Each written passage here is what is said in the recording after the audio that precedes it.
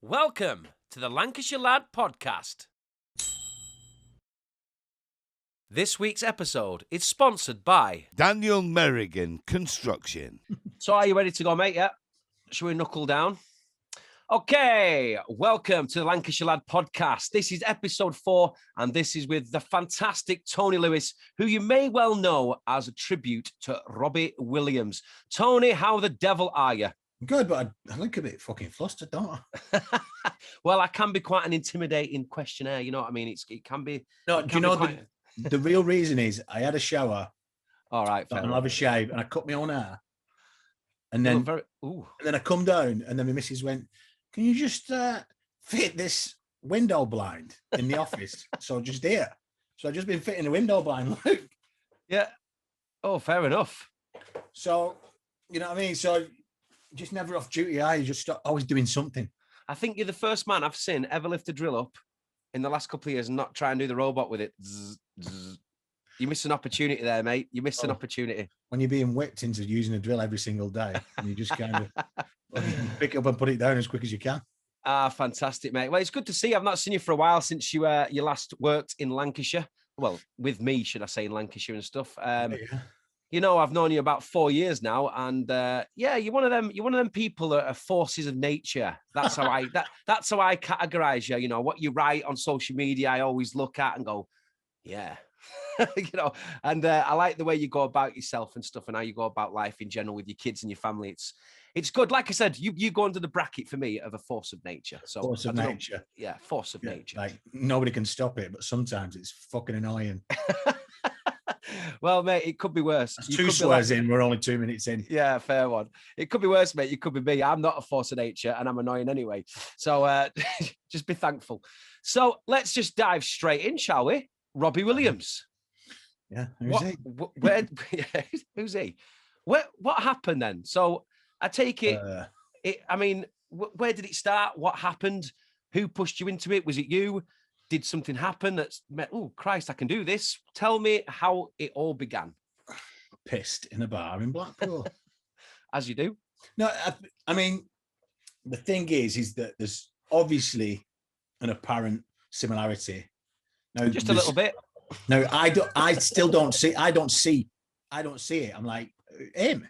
Yeah. But now, you know, when I started off, well, before I started off, when I was like 15, my grandma was like, there was a lad on Des O'Connor last night. That's how long ago it is, 95. Lad on Des O'Connor. Oh my goodness. Oh, good old Des. But, you know, and that is the bizarre world we live in with a tribute kind of sector. And it's like, Who does he look like? And then, you know, you kind of come in and I was like, Grandma, I don't want to be looking like a pop star. 15-year-old, I just wanted to play football. You know, I was like, you know, they're all a bit weird and all a bit camp and what have you. Fast forward 2 years, 17, 18 legally, if any bouncers are watching, going in the bars. And then, you know, a couple of girls going, you look a bit like Robbie Williams. You're like, but this, yeah. I'll have a bit of that. So like your mindset changes, doesn't it? And it kind of coincided with him leaving Take That. And I instantly became a fan. My best mate, Chris Partington, you know, best man for in September as well, which is cool. You know, that's the kind of friendships we've kind of sustained. Yeah. He bought Life Through a Lens on CD and he put it onto tape. Remember tapes? I remember tapes, mate. With a pencil winding them on. In my Iowa Walkman. And like, put it on. And I remember walking to my girlfriend's at the time and it was snowing. I remember Angels coming on and it was like, you know, one of the profound moments where you go, yeah, that's like, what a tune. You kind of go, boom. And then, you know, the record company were ready for dropping him and kind of did Freedom, South of the Border, Lazy Days. And then Angels come out and it just kind of went boom. Yeah. Saved it from, I mean, it's all sliding doors and the butterfly effect, but from that moment of him releasing that song, it kind of changed my life forever. So, yeah, not just his life, your life, and probably hundreds of tributes the same, you know? You kind of look, you know, I'm not a spiritual person. I'm quite a practical person. Right. So I realized that a life experience from Robbie, if Robbie hadn't released that thing, then, you know, that when you watch the butterfly effect, it just blows your mind, doesn't it? Yeah, absolutely. Like, shit, you know. Shit, then you'd kind of retrace it and people go, that's a bit dramatic. That song changed my life. It's not even your song. But who knows what would have happened if that song hadn't been released? And likewise for any kind of person who performs a song that kind of changes their life, and it's a song that now, I mean, it never got to number one for a start. I was just about to say that. Was it 4? Yeah, I think it did reach number 2 at some point. Right. But it's like the biggest selling non-number one after Let It Be or something like that. Crazy. What kept it off number one? Me on that. What kept it off number 1? Was it Wonderwall? I don't know. The only number 2s, I remember Take That not getting to number 1 with Babe because Mr. Blobby was number 1. It's like, and we think the world's fucked up now. That was no, it wasn't. It was, yeah, but I remember. It's crazy that, isn't it? Like how you look back and stuff, because the amount of people I've seen that are adamant that Angels was number 1 is crazy. Everyone just assumes that was number 1 because of the impact it had. But yeah, it never got to number 1, which is the one that got away a little bit, that song with the charts, I guess. It's kind of the one, in it. It's it's certainly kind of John's like rule the world. He compared it to Angels. Yeah, don't flatter yourself, John. But anybody will know that's tongue in cheek. Turf was. But it was that song that was played at funerals, christenings, weddings, bar mitzvahs. Yeah. And you'll go, when I introduce a song on stage and go, this is my favorite Robbie song of all time, they'll go, Angels. And it's going, yeah, I just thought I'd put Angels 5 songs in with a Yeah, I've seen that happen loads of times, mate. When you performed it in a different key than me. Well, yeah. We won't go there though, Tony, will we? We won't character assassinate, will we? Oh, will we? I was going to say I'm probably lower than you. Yeah, I'd say you are. But it doesn't matter, does it? Giving away the tricks of the trade here. Yeah. What's a key change? Anyway. What's a key change? What's a key change? So that's probably as high as I can go. Yeah. Quagmire. Hater. That's another one, isn't it? I don't even watch. I tell you what, I've never watched that program either, but I keep watching snippets on TikTok, and every one of them makes me laugh. So maybe I should. Maybe you should watch that. Yeah. In the delivery room. It'd be funny. Yeah. Well, apparently, when you become a Family Guy, see what I did there? See. Hey, why don't you start your own podcast? I should do. Yeah, you should do. Maybe we'll talk about that a bit later on. So let me just ask you this question, because that's what I'm here for, and that's what you're here for. 6-inch massive girth. Yeah, I agree. I've seen it. That's a Robbie answer. See, that's something just instilled in you. So I watched a few highlights recently of course, the one and only highlights. So, both of them. What? I watched the program One and Only, obviously, that you were on. And I wanted to know, did that come before you working as Robbie Tribute, or were you doing Robbie before that program? No, that was 2008. Yeah. Started 2002. Ah, right. Okay. So 6 years in, and if anything, it kind of set me back a little bit. I think because I didn't adapt to the situation. And I think that I'm not resentful against it, because that's daft, because it was my fault. But you understand there's a process. Looking back, I got offered to do the Germany one, but I asked for stupid money to do it because I was like, I know the process. Yeah. And they just said, we're not going to pay that. That's the least amount of money I've made, apart from this last 12 months, in a 2-month period being on the TV. Yeah, but did it not open the door though?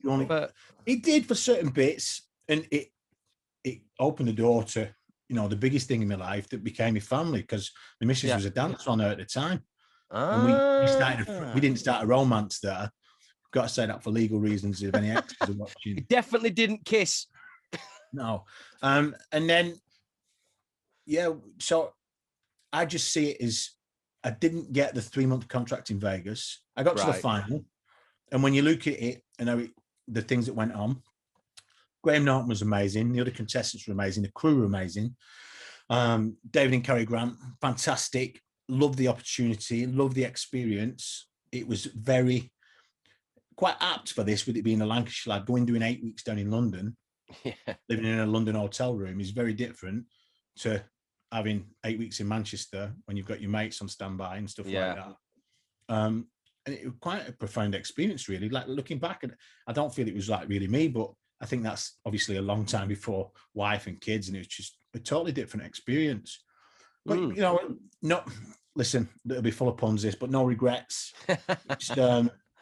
it was something that it was strong. It was. I wouldn't go that far. You know, was it around the millennium? Yeah, 8 years after the millennium. No, it was supreme, and yeah.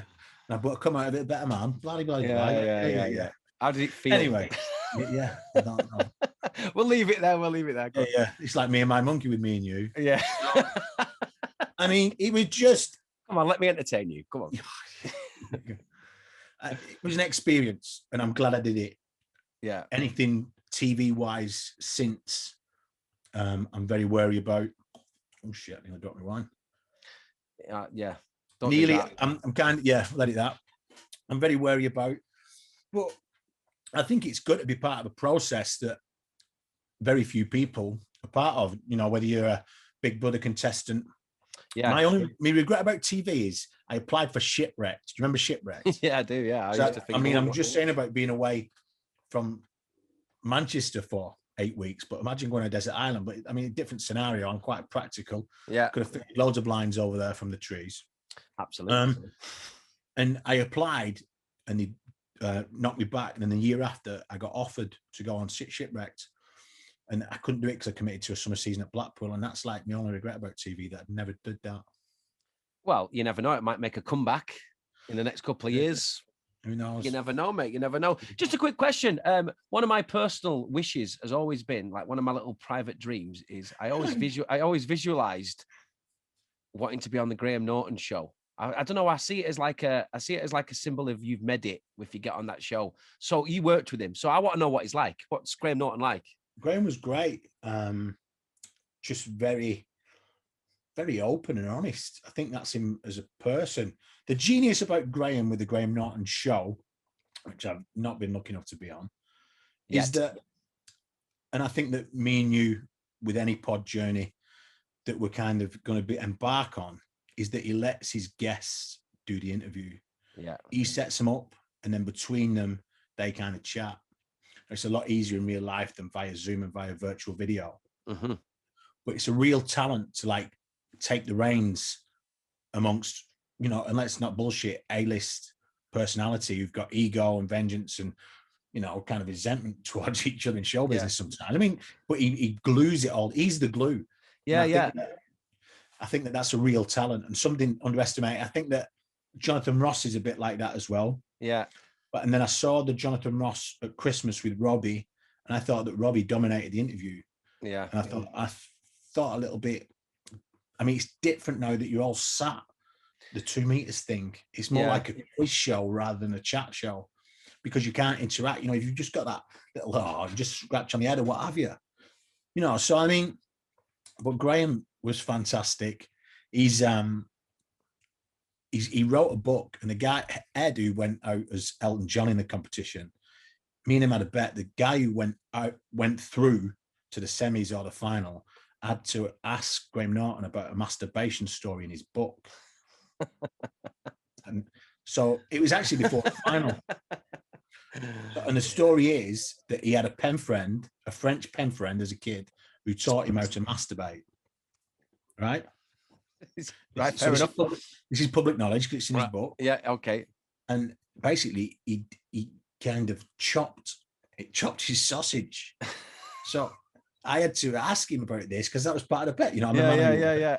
So when Graham came up to me before the final and said, "Tony, have you got any questions? You seem pretty relaxed." I went, "Well, you know what, Graham? I know I'm not going to win, but I've experienced the journey. Yeah. You know, let's just enjoy it. Let's get home." And you know, my life was in a bit of tatters after like 6 weeks on the show.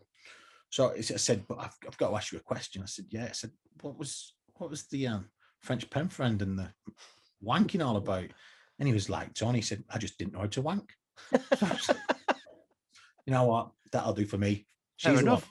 So you know what I mean? Just bits like that. And I think, as you alluded to, my strength and weakness is that I'm an oversharer as well. I kind of say exactly what I think. Sometimes there should be a filter on there. Yeah. But more often than not, there's not.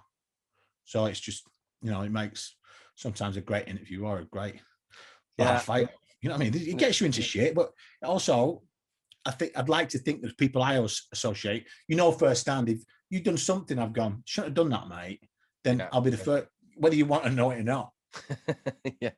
Which is sometimes not always a great trait, by the way, but it's not a great, no, sometimes you've got to know, pick and choose your moments. Yeah. But sometimes if I can't keep it in, it's eating me up inside. Yeah. This is how it is.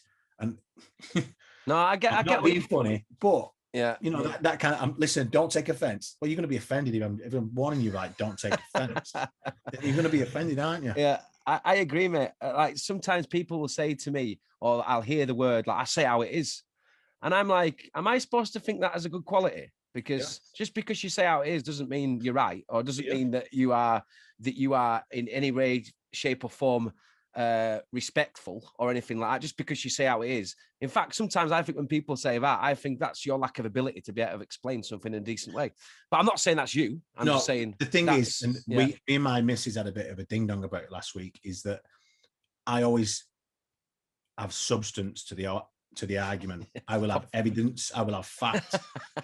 There's nothing worse than people like you, because you can. And I will have experience. And it's just, if I can't do that, then I'll probably feel I'm in the wrong and say, okay. I will say I'm sorry. Yeah. Because that's what you've got to do in life. That's growing up. Probably when I was 21, I didn't say sorry enough. And then now that I'm married, I probably say it too much. I don't think you can ever say sorry too much sometimes. I think I'm not going to apologize, Stuart. Sorry. That's just I think if you can apologize with ease, that your life becomes a lot easier sometimes. But knowing when to be strong is another thing. Right. Anyway, Rob, have you ever met him? And if you've met him, what happened? Twice. First time, courtesy of a friend of ours, name drop number one, Vernon Kay. Just said, Vernon rang me. As he does. Because he was working for ASOS. He was doing some work for ASOS, who at the time was As Seen on Screen. That's what ASOS stands for. So useless information. Right. And so Robbie's tiger underpants at one point were on sale on ASOS.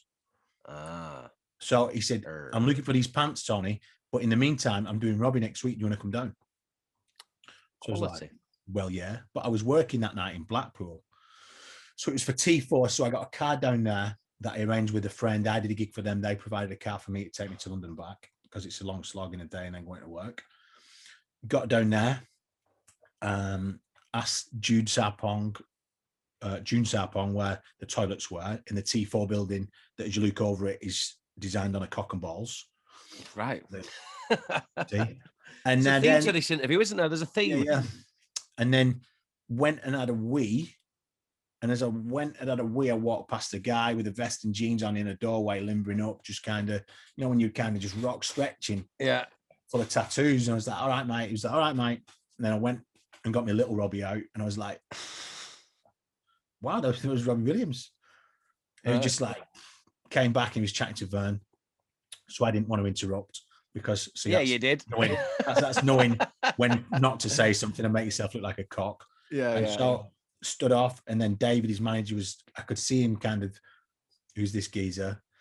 And then they went into the interview as per live, as record, and then took a couple of breaks in it and just said, can you say hello to him, mate? I had a big mohawk at the time. Right, okay. Robbie just had his haircut that morning. I just had 7 hours in a car on the M1. Right. So he said, Tony, can I get my hair back? I was like, no, man, it looks great. Don't you, babe? Blah, blah, blah. And then at the end of the interview, he come over and he said, I know what you do. I said, yeah, I'm a plumber.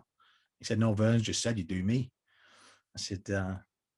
He's like, all right. He said, brilliant, man. I'm flattered. He's buzzing. He said, you do me at Blackpool. I said, yeah. He said, are you doing loads of shagging? What do you say?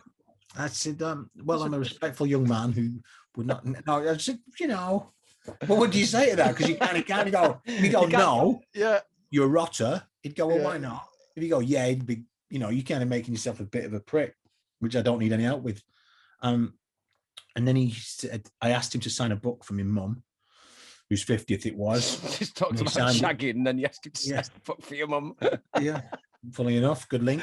And then he just kind of went, spelt my mum's name wrong, by the way, Robbie, if you're watching this. What's your mum called, though? Leslie. Before we get too harsh on him. Yeah, Leslie. So it was IE instead of EY. Listen, yeah. It really does not matter. He was absolutely. He said, listen, she was called Pam. Yeah. So, and then he just said, are you hanging around this afternoon for a sing-song? I said, mate, I'm sorry. You know, I'm turning down Robbie, who's invited me for a sing-song. Really? Said, I've got to go to work. I'm gigging tonight at Blackpool. And he went, fucking hell, it's hard work being me, innit? And that was like, a great little line to have on a promo. And go away comment. Went away and I was like smiling like an egg for about 3 weeks. I was like buzzing. Just on cloud nine. Because he was so cool. And I've got to be honest with you, if he'd kind of turned around and said, I don't want you to do it, I would have stopped doing it there and then. Would you really? Or would it have stopped you for a little bit? No, it would have stopped me because if I wouldn't have had his kind of a nod of approval. He doesn't authenticate me. He doesn't certify me. There's a lot of people who do what I do to different abilities, standards, and kind of crowds. Yeah. But if he kind of said, I don't want you to do it, it offends me, I would, God's honest, I would have stopped there and then. Mm. But he wasn't. He was exactly the opposite. So it's easy to say in hindsight, I suppose. And then I met him again. Anton Deck put me to prank him on a prank on the I'm a Celebrity. Yeah, I've watched that. Yeah, I've watched that. So I didn't make the cut because there was a lot of bad language on there. Worse than this. There's a lot of bad language on here. Wait till the 10 questions. And then I could see they sent me in as a delivery driver, and I had Ant in my ear, which is a bizarre thing. Like to hear as well. Yeah. All right, Ant, that's enough. He was off the rails at the time. And he just, when you can eat, what you see with Ant and Deck is what you get. Right, so they're like that off camera. Thing. Yeah, just that banter. Yeah. They were like, I turned up, they said, this is going to be brilliant. It was a pub in Shepherd Bush, and they were like, this is going to be awesome. And you kind of see the set, you see all the cameras, everything works. It's a little bit, I suppose, when you see how a magic trick's done. But it doesn't shatter the illusion and I was hid in a van getting ready, and Robbie was stood on the, the one-way glass kind of thing. Right. And I was like, fuck. You know what I mean? He was like literally there. Yeah. And I'm like putting my trousers on. Taking my pants off. I'm just going, this is really weird. Yeah. And but then he come after when I walked in, he was like, and I could hear Ant and Deck just pissing themselves in my ear. Which sounds really weird, doesn't it? And this is just a pod. And he was like, yeah, just asking for, can I get a drink, please? Yeah, I'll have a water, please.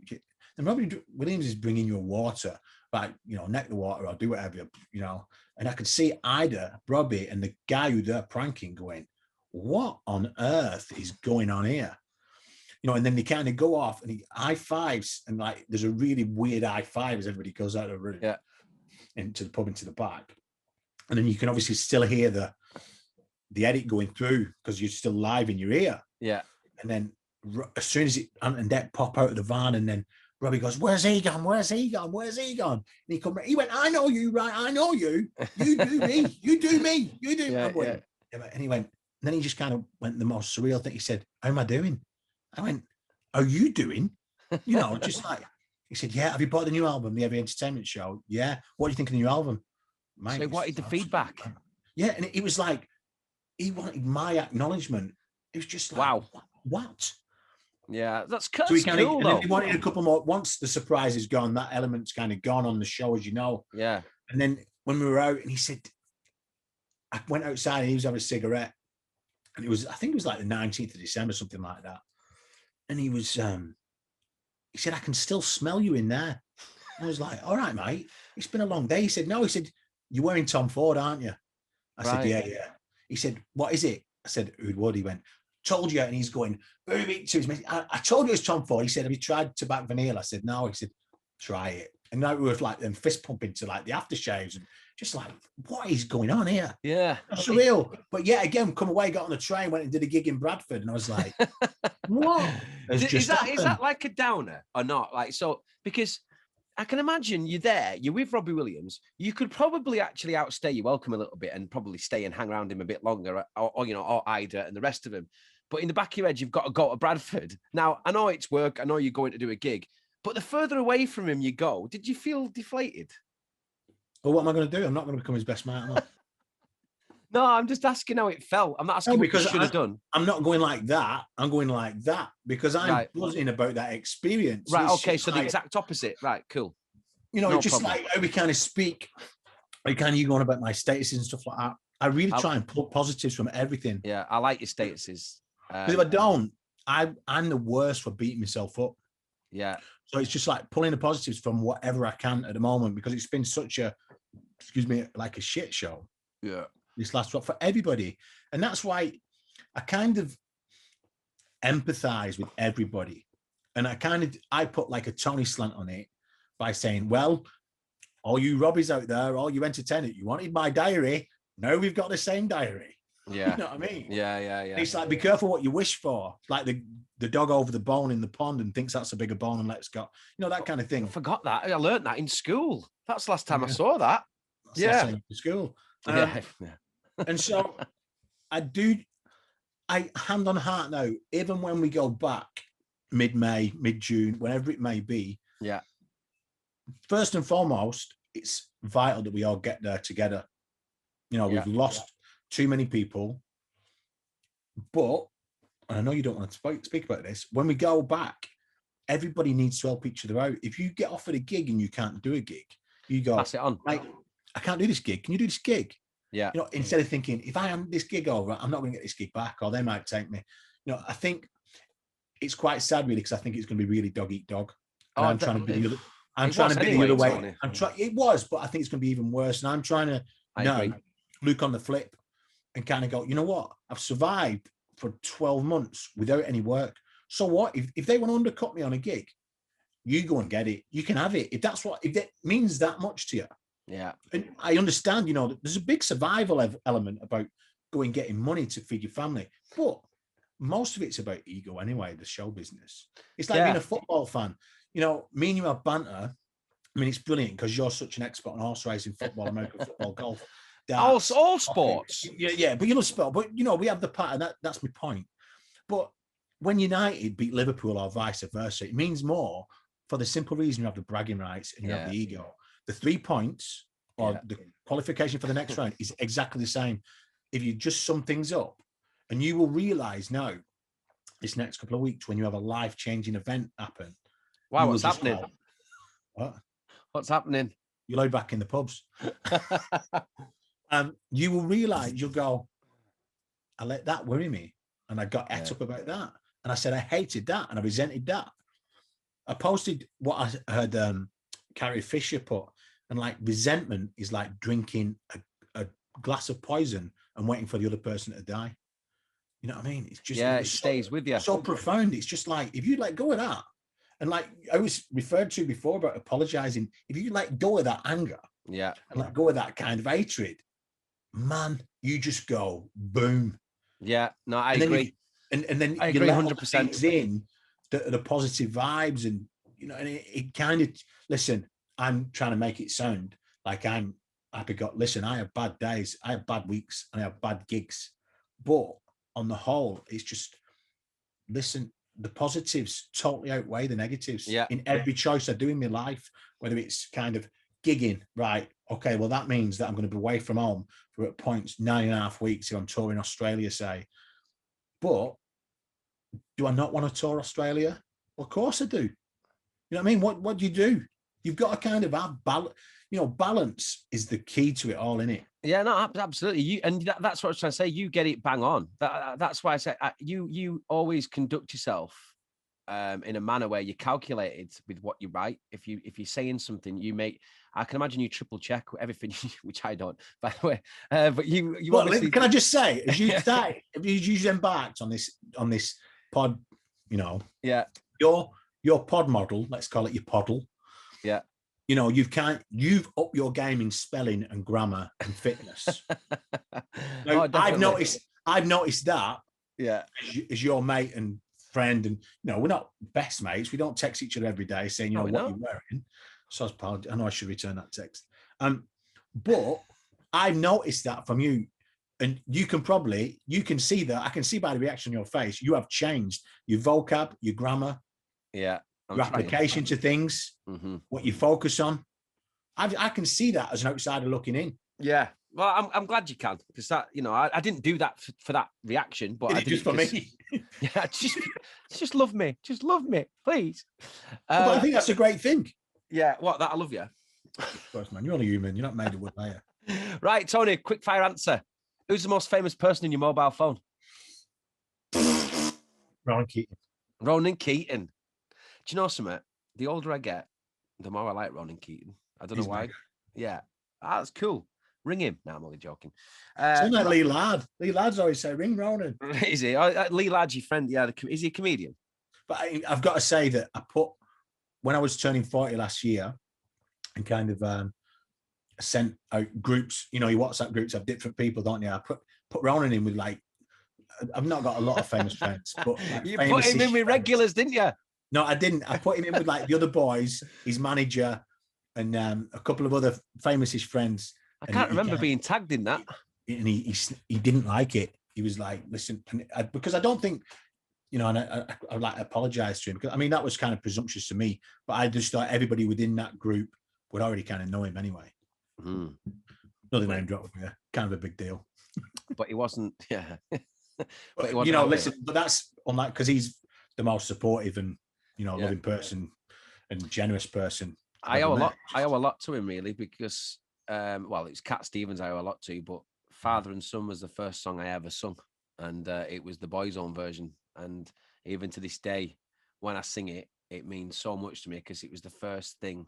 It was the first time I ever experienced that, you know, in my life, and that's what made me want to do it. So, yeah, little story for you there, for me anyway.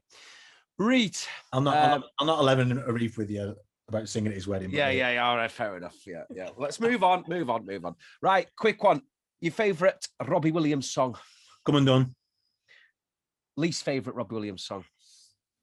Oh, like ever or kind of commercial? Ever. No, commercial that people know. Don't say something that people won't know. There was a point in Millennium, but I kind of added like a resurrection with me, Millennium. I don't know why. I you know, hand on heart, just don't get bored of singing the songs at all. And that's that. I mean, it's a good job in it because I've only sang 3 of them in last year. But what's the hardest Robbie Williams song to sing for you?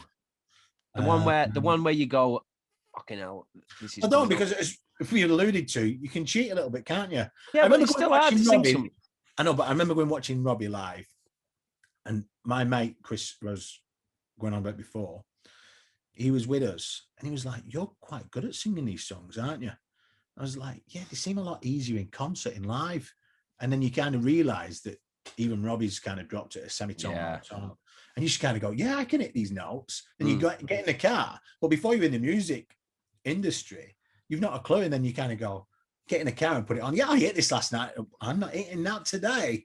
Yeah, I mean, it's just mad, innit? Yeah, no, so, it's crazy. I mean, I tell you what, she's the one. I will say, is what the hardest one, right in between the chest and the head, and it's just like if you watch it on the she's the one and the one and only. Jesus, that was a car crash. Yeah, considering I was performing it to the girl I lived with at the time. Didn't Robbie say that's I don't know, he changed his mind quite a bit, but didn't he say it's his favourite?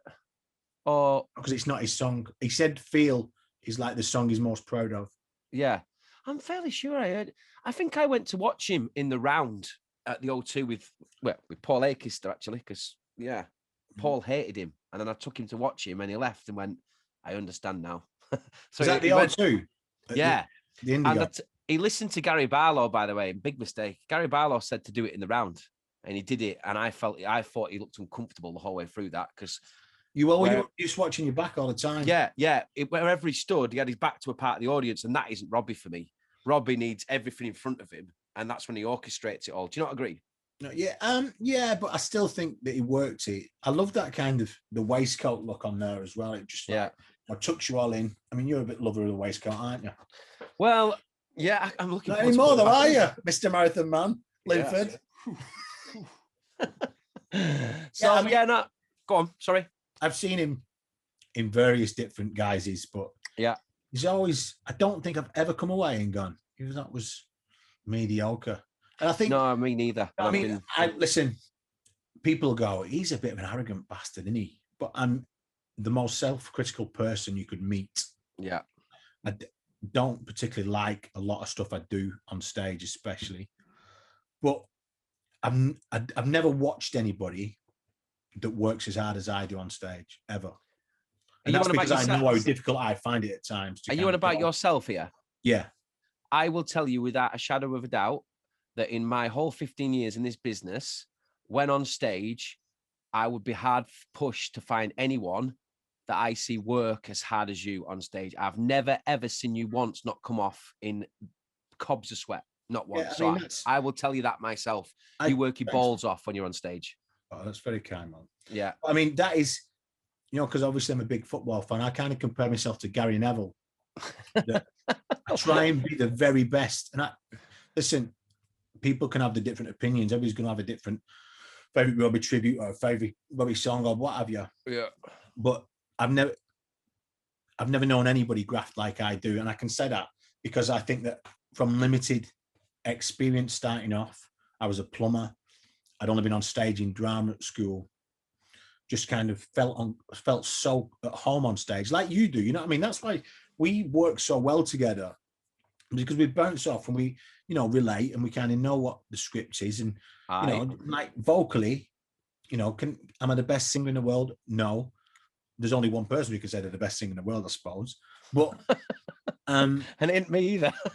Well, you're not even the best singer on this pod. Oh, right. Obviously that's me just taking a piss, because I know. I think that it's playing to your strengths in anything you do in life. And I must be 20 years on from winning Joy Blows Pub Stars. I must be doing something right, to kind of do the gigs that I do. And let's not bullshit once again. Sometimes it goes down like an absolute shit sandwich. That's how it is. Yeah, no, absolutely. Yeah. If you kind of go somewhere, and who were you chatting to?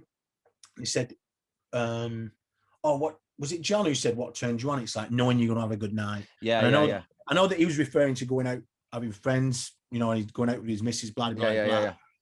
But I hate looking forward to a gig and the gig they're not meeting your expectation. Right. Okay. I mean, because that I come off and I go, what were you doing, Tony? Or why were they not getting it? And then if it's a 4-hour drive home, I'll be kind of focused on that one person who was at the front going, you know what I mean? And why are you sat at the front?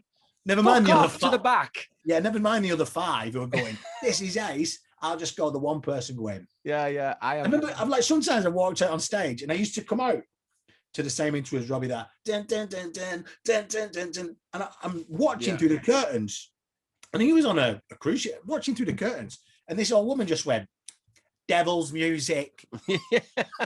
Fucked off, and I was like, give me a chance.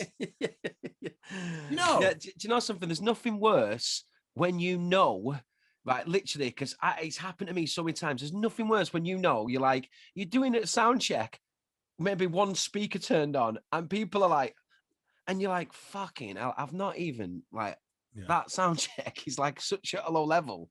When I start, if they're doing that now, and it takes a lot to get that out of your head, because you actually get tailored to that person who, no matter if you were Pavarotti, wouldn't like you because they've just not got it in them. They died years ago.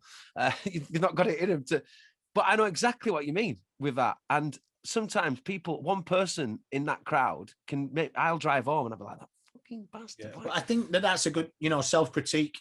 Yeah. As we've mentioned, it's like, if you kind of come off and go, yeah, it was amazing. It's very seldom that I'll come off and go, I was ace. Yeah. If I'm with my band and my MD's with me, Pete, he'll go, what were you doing then? Yeah. I'll go, I don't know. Yeah. Remember, we tried to play Better Man on Nan's song once, or the guitar. But how you say it, like how much I sweat, I picked up the guitar. I can't play the guitar anyway. What the fuck was I thinking? Just like, I'm going, send someone. I'm going, send someone. And I just kind of went, thank you. I can see why people smash guitars now. Unused. I mean, have you ever seen the angriest guitar player in the world clip? Have you ever seen? Oh my god, mate! I'll send you it. It's brilliant. Send it in 20 minutes. Yeah, I will. You'll laugh I won't swear. You'll laugh your head off. Right, let's move on, mate. because we've been chatting a lot of crap for a long time now. It's going to be a two-part of this. So listen, we'll quickly just touch on a quick subject. First of all, as we leave Robbie behind, let me say, if you've never seen Tony Lewis as Robbie Williams and you see him advertised anywhere in the country, around the world, he's very, very good at what he does. Very good. The show is in your face. If I always got told by my mum when I was starting out, if you sweat for your audience, they'll always like you. That man has it in a level where very few do. Your mum knows that shit. Yeah. If you have a chance to go and see Tony, go and see him as Robbie Williams. It's a great night, and I swear to God, you'd be glad you went. Hopefully, we'll see him back in Lancashire soon, performing as well. I've got to start promoting Lancashire and not Morecambe because it is the Lancashire lad. It's kind of a big area, yeah. Yeah. So anyway, Lancashire went beyond Morecambe. Yeah. Well, in my realm, it didn't. So, right, quick, Tony, before we go to my famous 10 questions. You are also about to embark on the same journey as me. You'll be stepping out into the podcasting world yourself with your very own brand and style. What are you looking forward to the most?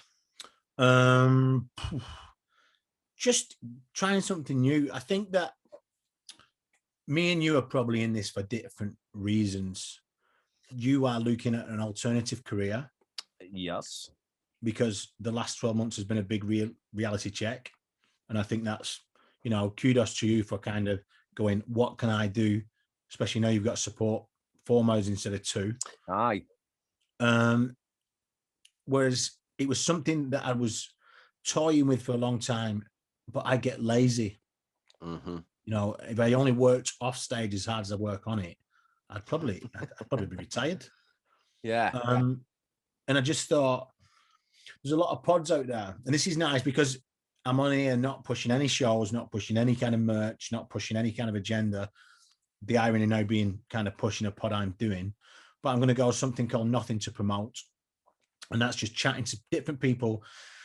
The bizarre thing is that I've met some amazing people in this last couple of decades, and yourself. Yeah. Oh, you've made it, kid. You're going to blow my pod out of water, aren't you? No, and then everybody wants to know about different bits of the business, and I've met some amazing people, but obviously people want to know about the more famous people. Now I know a few more famous people because of my other half. I don't want to big her up too much just in case she watches this and then uses it as a card, but my wife has danced at Wembley Stadium. She's walked Snoop Dogg out onto the Brits. She's danced in a Robbie Williams music video. Okay, if I'd have known this, I'd have interviewed her. Yeah, exactly. But she's a lot shyer than me. She's danced for Dolly Parton. Right. When we were moving house 6 years ago, the guitar book that you get for, just all the chords for the Beatles, I said, "Oh, where's this?" She went, "Oh, it's mine. I got it from a Christmas party." And I was like, "All right." And then opened it up and it just said, "To Shalina, Merry Christmas. Love, Paul McCartney." I was like, "All right. Well, it's signed by Paul McCartney." And she said, "Well, yeah, it was Paul McCartney's Christmas party." I was like, "Did you want to mention that?" And then she danced, she danced a few days before for his music video. Yeah. So she was very successful as a commercial dancer. Right. So a lot of my ins to that kind of... that world. Yeah. Or genre. Access to fire, but a lot as well are people I've worked with. And when it's amazing kind of how you can go full circle. So my first gig, this is so cool. My first gig was Jason Donovan at the Birmingham NEC in like 1990. That was before Too Many Broken Hearts. No, it wasn't. Was it not? That was it. I think that was 88, 89. Because that song's belting, by the way. So, and then I worked with him at Earlham Live a couple of years ago, and I was like, wow. You know what I mean? I was like, I'm working with the guy. And, when you're watching the first live gig and you're like, that doesn't sound like it does on the tape. Yeah. Because it was my first, 10 Good Reasons was my first album as well. Right, okay. Credibility is going down the pan in it now. And, so you do full circle, but then his booker for the gig was the same booker as Ronan. So I was like, oh, hi. She was like, "Tony, what are you doing?" I said, "Yeah, I'm hosting the event." She was like, "Oh, my." So when you go full circle like that, you kind of go, Jesus. So a lot of the guests who are going to be on of Shalina's friends, but also my friends as well. Like Shileen's best friend's Claire from Steps. So when I first met her, she was really cold, and that's how we kind of started the interview about first impressions. And she was like, "Oh, really? Was I like that?" And she ended up singing at the wedding, and right. I just thought there's an in there, and it's like this. It's like chatting between mates. There's nothing to promote. It's just about people who want a little insight into that person. Yeah. And just with absolutely zero kind of agenda to it. It's not a song. It's not an album. It's not a book. It's not a movie. You know, when people go on Graham Norton, they don't go on there just for a chat, do they? No, they're promoting something. Yeah. As good as Graham is, as we've said. So I just thought, well, maybe we should do something. And so we're going to do a first season. I'm 4 out of 6 in. I'm going to launch that next week on my birthday, the 2nd of April, I think. Well, something's happening for me on that day. Yeah. You listen to my fucking podcast. Yeah. No, it's class, mate. Do you know what's really funny about this? I've been sat like sniggering to myself over the last minute because like this podcast for me is something I want to build into something like a career and things like that. And you're like, I just want to see how mine goes and stuff, right? I tell you what, in 5 years, you'll have one of the biggest podcasts in the world, and mine will have fucking come to an end. It's just like maybe we'll just kind of do it together, and then sometimes we spoke about it. So there's different kind of choices, and in real life, I mean, I love the Peter Crouch podcast, and I love that kind of third wheel, you know, with the boys and what have you. And it gives another person's opinion. And there's not really usually guests, is there? Like, it's all about Crouch's experience in football. Yeah. And so I think that would be great in person for me, you, and somebody else to like chat to somebody, you know, and it doesn't really matter, but I just thought, well, there's something there that I could probably test within myself, within my own resolve, within my own kind of skill set. I have to say, the way you've been on this, I knew you were going to be good and comfortable on camera and stuff and things like that. It's because I can't see the camera because of the ring light. Yeah, but you are a natural at speaking on a camera like this, whereas, you know, to a level I didn't think you would be. Like, I thought I'd have to lead this a lot. But overshare, and I suppose you're doing what I said that Graham does. Yeah. Let's the guest speak. What I've noticed, the first guest on my pod is a guy called Adam Cattrall. Yeah, and he's a proper Lancashire lad. You should get him on. He's from Blackburn. Well, he was the voice. He was the voice of Foxy Bingo. He's at Rock FM. I met him when he was helping open a ride at Blackpool. Vern again. You know, Vern's been quite a big deal for me in my life. You know, we met there kind of 14 years ago, and just kind of, you know, when we did the one and only, had me on every Friday morning. Then he became the voice of Foxy Bingo. Then he kind of became this guy on BT Sport with the UFC and Talk Sport, and because that's my kind of in, and just like football and sports, you know, you're a massive fan yourself. I just thought, well, if I do him first, I'll be able to learn from him, and I learned so much. I mean, watching it back, I don't think these are great watches. Maybe this will be. I don't know, because people go cringe, what a cock, blah, blah, blah, whether it's good or bad. You know, on the YouTube thing, if it's a thumb up or a thumb down, it's still a thumb. And I know that you personally will take the negatives to heart, and you'll go, well, sometimes, that might be, but you've got to remember that might be because of me. That might be because of the guest. You've got to remember that. It's a great way of thinking. There'll be a lot of thumbs down on this one, because he'll be like, fucking hell, he is a prick, isn't he? No, but it's just, you've got to kind of accept. Yeah. And now we live in a world where I do not like the moniker, there's no such thing as bad publicity, because there is. Yeah. I know firsthand there is. Yeah. And it's just, for me, just learning off people like Adam, and then you get into the next one with Claire, and you're like just chatting, and then you get into your stride. And there's things I don't like. People pick this, I say, I know. So it's like things like that. Yeah, you pick up on listening back, because you're involved in the edit as well, because you're passionate about the project. No, absolutely. You know, I mean, this is probably this podcast now. This is probably the first podcast I probably swore quite a few times in, and like I know right now that some people will comment on that. You know, but this is I've not spoken how I wouldn't speak in real life. So, for example, we had a guest on the other day, and he said quite an unusual answer for something that will. It will blow the socks off some people, and we were thinking of editing it out, but then at the same time you're like, well, why? That's that person being the self. Listen, I was said, excuse me, taking things from Adam's first pod with me. He's very northern. Yeah. He started the pod with me, and he was like, on the camera, he was like, all right. Yeah. You know, you've seen the footage. I've sent you the footage. Yeah, I've seen it. Yeah. So it was in the middle of doing a crossword or something. Yeah, so it's just like, and when I speak about it, he kind of said that authenticity, is what's key. Is dominant. Yeah. You know, if you think of the Peter Kay kind of late 90s millennium kind of thing, it was like garlic bread. Everything was so northern. Yeah. Peter Kay, Jason Manford, Paddy McGuinness, Vernon Kay, you know, what's the girl called? Sarah Cox.